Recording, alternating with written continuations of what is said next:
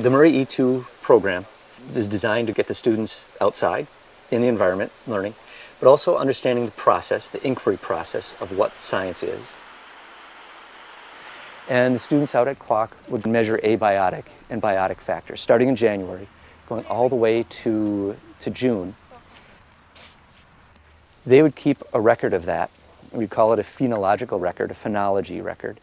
And we start realizing that spring can happen at different times and the snow depth can be different, but there's still patterns and things that the students can recognize by watching nature happen multiple years in a row.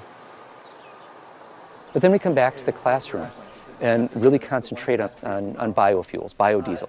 It's a lab where the students can make it in class, and I give them the chance to think like a scientist. We explain that you could make a fuel out of oils, but oils can come from many different natural sources. So the question becomes, which makes the best biodiesel? We have a calorimeter up in the front of the class, and the students come up and they'll burn their oils, their biodiesels, and we'll see which one has the strongest energy value. This is a cucumber magnolia. I need a couple of strong backs to help carry this bucket with the balsam fir evergreens down to the path down there.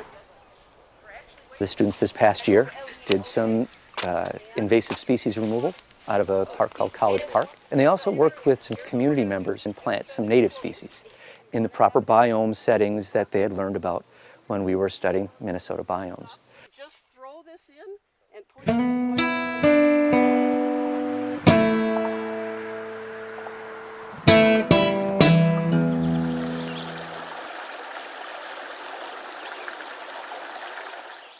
I feel like this is a place where, you know, you get to experience new things, especially if you're from the city. You get to be in touch with nature, I would say, you know.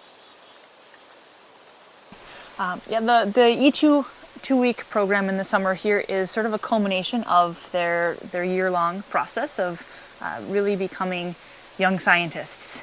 Okay, so our question was, how does human activity, basically at campsites, affect how many small mammals traces we find? Our hypothesis was we would find more small mammal traces and small mammals near campsites because of human impact, the things humans do while at campsites, you know, the traces that they leave. And our hypothesis was correct. We did find more traces of small mammals. We caught more small mammals at campsites, and then it became a, wow, this is amazing, you know.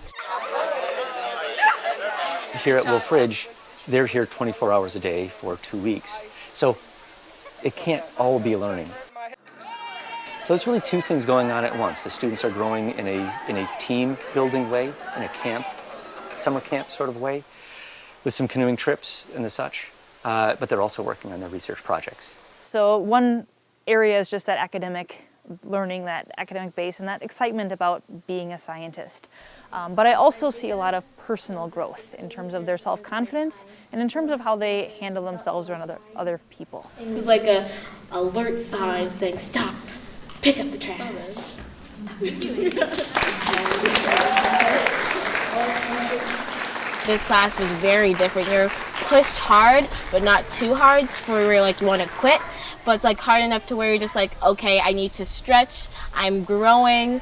And I thought that was an amazing class. I feel like every student should have the opportunity to be in a class where you're pushed like that.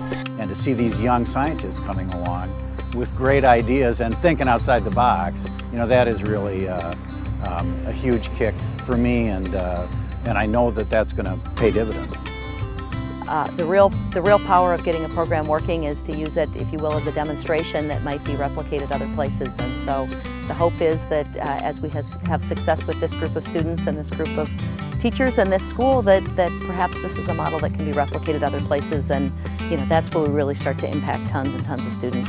To be a part of a story that involves a really passionate teacher, very supportive administration, great alumni funders, and an institution like the Wolfridge Environmental Center for Learning, to put all of that together to really get at this achievement gap problem, the access gap problem that we're all facing in public schools.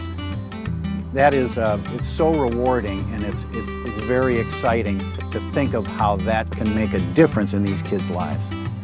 And in making a difference in their lives, make a difference in all of our lives.